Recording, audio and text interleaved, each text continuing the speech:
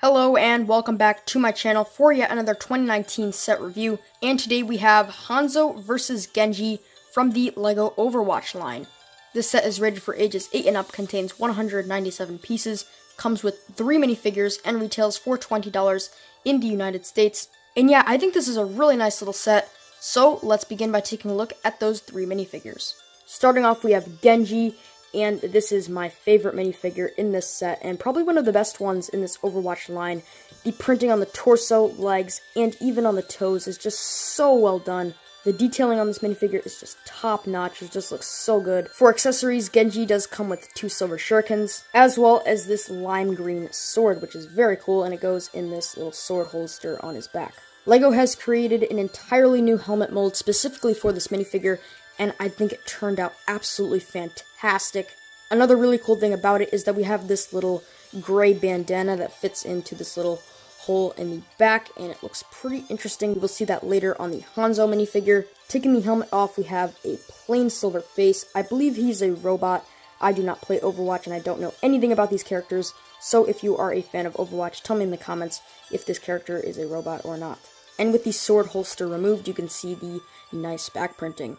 Next up is Hanzo, and he is a pretty nice looking minifigure as well. The torso and leg printing does look pretty decent, aside from that print flaw of the skin tone up there. That is something LEGO really does need to fix, because it's been happening quite a lot with minifigures these days. He does have a bow and arrow molded in dark blue, which I believe this is the first time we're getting this piece molded in that color. He does have a black quiver. The hair is definitely my favorite part of the minifigure. That is just a really cool new mold. And again, we do have this ribbon piece. This one is molded in gold, and of course you can remove that if you would like. Really interesting new piece. There's his facial expression, looks pretty stern, and there is no alternate face.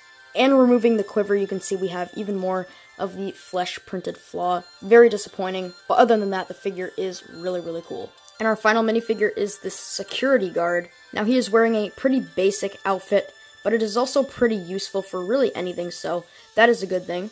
He's got this nice Dareth style haircut in black, and his only facial expression is this scared expression, so there is no alternate one, which is very interesting. So basically, this minifigure is always freaked out. For accessories, he does come with this nice gun and a pretty cool smartphone print. So that was the security guard. Now let's move on to the main build of this set.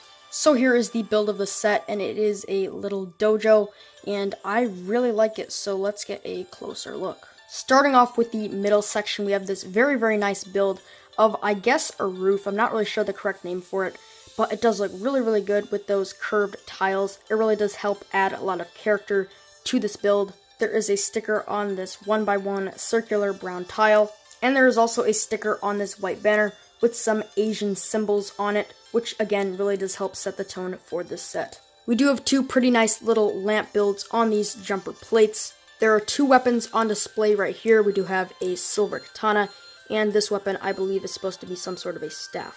These 2 sections off to the side are attached on by these hinge pieces, so you can kind of move them to give it kind of a different look. That is always great to see. Taking a closer look at one of these sections, they are pretty simple in how they're built.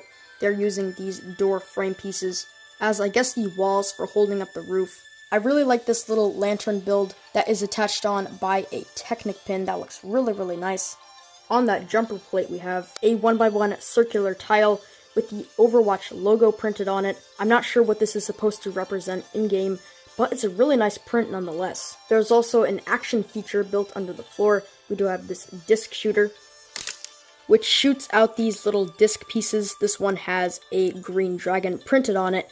There is a spare back there, and you can see the piece you push to fire it out. There's a pretty good amount of space up here on the roof where you can place minifigures. The right section is exactly the same as the left section. Of course, it is mirrored, and there are some tiny changes. Instead of discs with green dragons, this one shoots out discs with blue dragons. And the accessory inside is also different. This is a health pack, and I think it looks absolutely fantastic with the Red Cross print on that blue cylinder. And LEGO did a pretty good job making this build look presentable from the back. Alright guys, that was my review on the LEGO Overwatch Hanzo vs Genji set. Overall, I think it's a really nice set. Feel free to share your opinions down in the comments below. Don't forget to leave a like rating if you did enjoy. Subscribe if you're new, and I'll see you guys in the next one. Peace out.